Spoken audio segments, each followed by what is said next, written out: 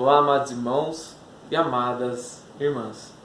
Hoje estamos aqui dando continuidade ao nosso livro Summa Daimoníaca. É um livro que tem o Tratado de Daimonologia e Manual de Exorcistas. Ao contrário do nome, ao contrário da capa, que às vezes as pessoas julgam o livro pela capa. Não é um canal, não é um livro satanista, de jeito nenhum. É um canal católico, é um livro de um padre exorcista, José Antônio Forte, que está trazendo para nós revelações, e um padre que estudou para isso, né? E é um livro muito bom que ensina conhecimentos que é pouco falado na igreja, de extrema importância para o nosso conhecimento como cristãos. Nós precisamos nos armar com as armaduras do cristão. Nós precisamos conhecer o nosso inimigo. Quando nós vamos para uma guerra, nós estudamos o inimigo para conhecer as suas fraquezas. Se é que nós conseguimos achar alguma fraqueza no demônio. Porque não estou aqui para ser advogado do diabo, mas as pessoas erram e muitos perdem a alma por causa disso, porque acham que o demônio não tem poder. O demônio é um ser de luz, ele foi expulso do céu, mas não perdeu seus poderes angélicos. O demônio é mais forte que nós, seres humanos, porque ele é um espírito, ele não morre. Ele é um espírito. Nós não vemos. Já começa aí como que nós somos falhos em achar que ele não tem poder nenhum. Mas quando conhecemos, quando estamos com Deus, nós temos a proteção divina dos anjos e dos arcanjos. Então, irmão, se você não está caminhando na santidade, presta atenção no que eu vou falar, tá? Porque cristão não é aquele que vai à missa só no domingo, não, viu? Você não está fazendo mais que sua obrigação. E ser cristão é muito mais que isso, entendeu?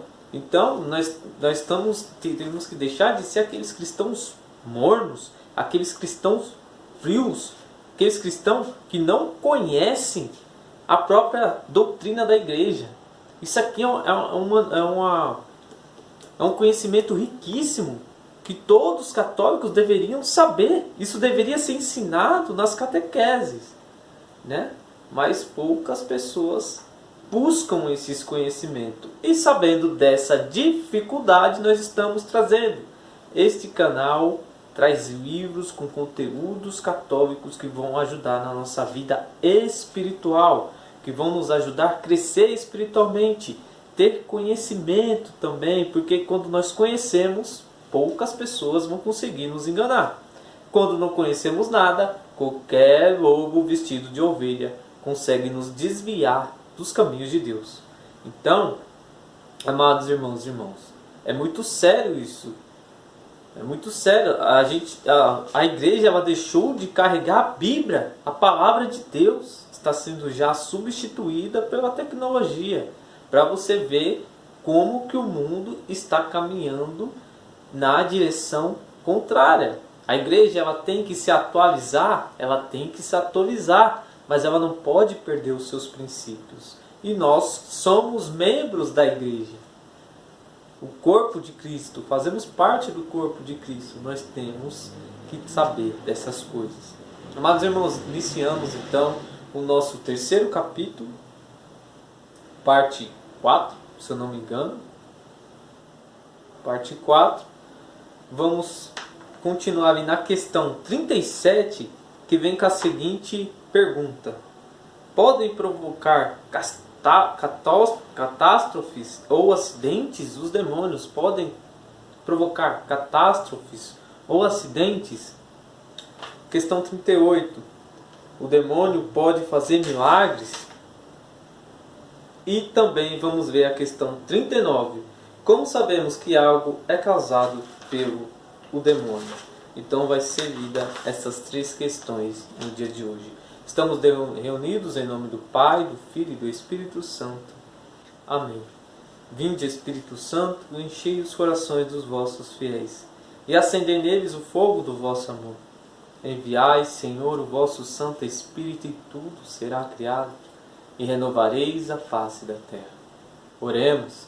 Ó Deus, que instruíste os corações dos vossos fiéis com a luz do Espírito Santo, fazei que apreciemos retamente todas as coisas, segundo o mesmo Espírito, e gozemos sempre das suas consolações. Por Cristo, Senhor nosso. Amém. Iniciamos, então, questão 37. Podem provocar catástrofes ou acidentes? Se os demônios tivessem as mãos livres para provocá-los, o mundo inteiro, de um extremo a outro, cairia numa desordem irreparável. Os casos de Poltergeist são uma prova de que um demônio pode suspender algo no ar ou mover um objeto. Se o demônio pudesse mover um parafuso de seu lugar, os aviões, automóveis, tanques de combustíveis ou armas sofreriam acidentes contínuos. Apenas com deslocar um cabo poderia causar um curto-circuito ou um incêndio. O demônio move as coisas nos fenômenos poltergeist, mas logo se vê que não pode mover nem um cabo ou um parafuso. Não pode provocar acidentes voluntários. Por quê? Porque Deus o impede. O mesmo é válido para tempestades, os furacões, os terremotos e outros desastres que ocorrem na natureza. Deve ser afirmado categoricamente que os desastres e acidentes que ocorrem na natureza são provocados por causas naturais. Porém, isso não significa que uma vez de forma extraordinária, excepcionalmente, o demônio não possa causar esse tipo de coisa, se Deus assim permitir. A Bíblia nos ensina em Apocalipse que no fim dos tempos Deus permitirá uma manifestação mais livre dos seus poderes demoníacos. E assim, em Apocalipse 13, versículo 13, 14, fala-se desses prodígios. Entretanto, não devemos pensar que os acidentes ou desastres são causados por ação demoníaca, a menos que haja algo objetivo que nos faça pensar sobre isso. Por exemplo, uma época comecei a rezar por uma senhora que sofria de influência demoníaca. Poucos minutos depois começou a chover, depois caiu granizo e o temporal foi ficando cada vez mais intenso. Finalmente, um vento típico de tempestade começou a bater contra o tempo. O vento foi de tal intensidade que eu tive de parar a oração. O estrondo não impedia somente ouvir as orações, mas mesmo para falar era preciso quase gritar, tipo filme. Tudo começou a ranger. O tempo inteiro rangia como um barco de madeira no oceano. Repetidamente, o teto da igreja cedeu e se abriu um de seus extremos. Começamos a rezar para que o trabalho inteiro não se levantasse, para que o telhado inteiro não se levantasse. Aquela cena com o vento agitado, com fúrias, as toalhas do altar, as quais saíram voando, os tijolos caindo sobre o presbitério da parte mais alta do teto da igreja, e os trovões troando sem parar, formaram uma cena assustadora e inesquecível, cena de filme de terror mesmo. Pois bem, temos um episódio irrazoável. Pensar que havia uma relação entre a oração sobre aquela pessoa, o que aconteceu em seguida. Como curiosidade, deve-se dizer que o Departamento de Meteorologia mais próximo detectou nenhum vento anormal. Não detectou nenhum vento anormal. Foi só naquele lugar onde o padre estava fazendo sua sessão de exorcismo.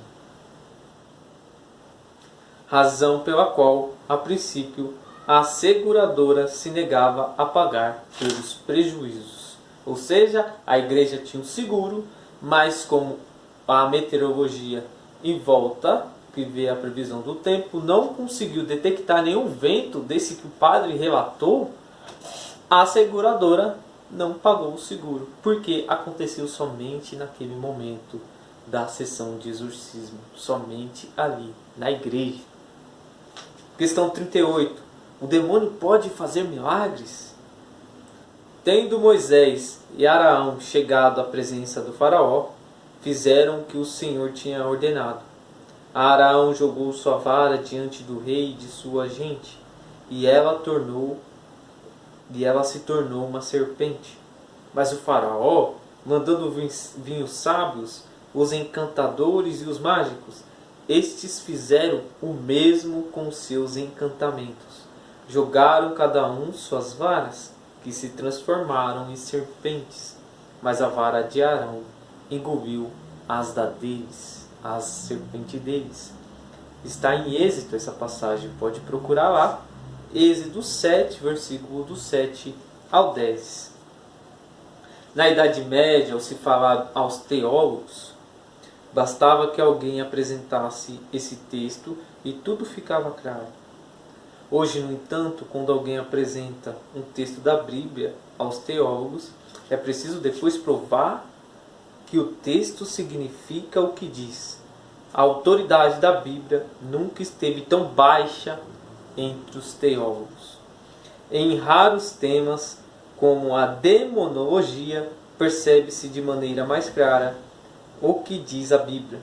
Quando a Sagrada Escritura trata da demonologia, não há que buscar sentidos raros ou sentidos distorcidos. O texto apresentado no Êxodo mostra que os demônios são capazes de realizar coisas extraordinárias, além das leis naturais que conhecemos. Eles não podem fazer ações impossíveis para a sua natureza angélica. Não podem criar algo do nada. Não podem viver em um homem morto. Não podem ignorar as leis da natureza. Os que agem devem fazê-lo segundo as leis da natureza. Deus sim pode agir além dessas leis. Pode criar algo. Pode devolver a visão ao cego apenas com o seu desejo. Pode restaurar um corpo que esteja corrompido. O demônio pode curar a cegueira de alguém somente se, com a sua força e por meio das leis da natureza, for possível. Assim como um médico pode curar certas enfermidades com o seu conhecimento e os meios ao seu alcance. Do mesmo modo, uma pequena enfermidade, por exemplo, em alguns casos, pode curá-las, em outros não. O seu poder não é capaz de dar vida ao tecido morto, mas pode acelerar os processos, colocar fim em algo e etc. O que foi dito referente a esse assunto é válido para o restante dos fenômenos. Pode suspender algo no ar, pode conceder grande força física a alguém em um dado momento, pode provocar uma tempestade, mas não pode tornar uma pessoa imortal, pois as leis biológicas seguem seu curso. Não pode transformar a água em vinho, mas pode extraí-la de um recipiente fechado e trocá-la por um vinho. Não pode criar um olho e uma cavidade vazia no rosto, mas poderia tirar uma pedra do rim. Cada demônio age de acordo com o poder de sua natureza, sem sair dos limites à lei cósmica que impõe. Deus é o único onipotente, cujo o limite é impossível. E assim, nem mesmo Deus pode criar um círculo quadrado, tampouco pode pecar, esquecer de algo ou criar um outro Deus. Forte, hein? O fato de o demônio fazer coisas extraordinárias explica que o faraó e sua corte permaneceram firmes em não deixar partir o povo hebreu, apesar de serem testemunha dos prodígios que Deus fazia. O faraó via com seus próprios olhos que seus mágicos também faziam coisas extraordinárias, e por isso pensou que com a ajuda de todos os seus deuses poderia lutar contra Deus, desconhecido e hebreu. Ele não entendeu que o Deus desconhecido não era o Deus, e sim Deus, com D maiúsculo. Da mesma maneira que os mágicos dos faraós transformaram seus cajados em serpente em Êxodo 7, versículo 12, ou fizeram aparecer as rãs em Êxodo 8, versículo 3, assim também, no final da história, Deus permitirá que os demônios façam feitos extraordinários, os quais narra o Apocalipse. Como diz no último livro da Bíblia, no final dos tempos, haverá pessoas que farão prodígios pela obra do demônio. É forte, não é? 39. Como sabemos que algo é causado pelo demônio? Como sabemos se foi o demônio que fez isso? Se foi o demônio que fez aquilo? O mundo material é rígido por leis e causas materiais, mas às vezes nos perguntamos se tal doença, catástrofes ou acidente foi causado pelo demônio.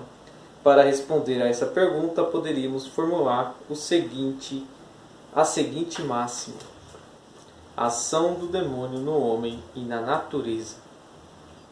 Nada é causado pelo demônio até que se prove o contrário. Essa regra não é perfeita, porque embora acredite que tal tentação tenha sua origem em mim, essa pode proceder do demônio sem que eu sequer possa suspeitá-lo. Isso também se aplica a qualquer outra área onde a causa exterior provenha de uma intervenção oculta do demônio.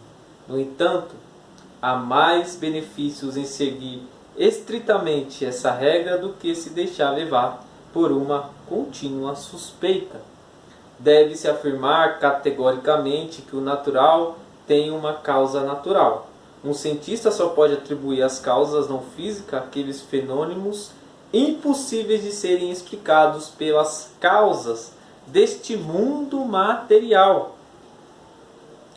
Tampouco seria mais científico se todos resolvessem explicar os feitos preternaturais com as leis desse mundo.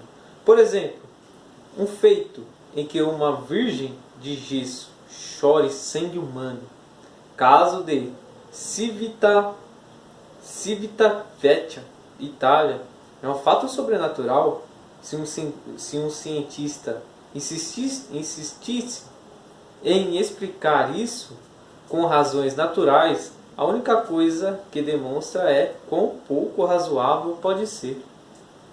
Quer dizer, demonstraria estar usando a razão a favor de seu capricho como meio para chegar a uma verdade que já tenha decidido de antemão.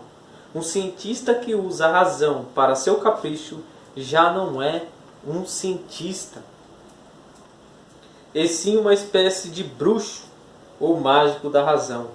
E assim, diante de determinados fatos, certas pessoas, apesar de suas qualificações, agem tão irracionalmente quanto um bruxo carimbenho dançando ao redor do fogo. Dançam ao redor do fogo da razão, mas não as suas decisões tomadas de antemão, que guiam seus movimentos nesta dança. Em geral, quando um ato extremamente preternatural não há como negá-lo, por mais racional que seja, esses tipos de cientistas teimosos tiram da manga uma solução que valha para todos. Os pobres da mente podem fazer milagres. O cientista que não crê nos milagres, e se você disser que o viu com seus próprios olhos, chama-o de louco. Mas se o milagre ocorreu diante dos olhos dele, a resposta é rápida. Os poderes da mente. Ali nesses poderes há resposta para tudo.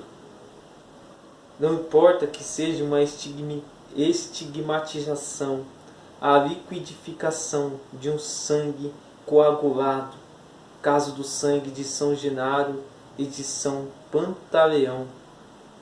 Não comer nada durante anos, caso de Teresa Neumann na Áustria, etc, etc e etc.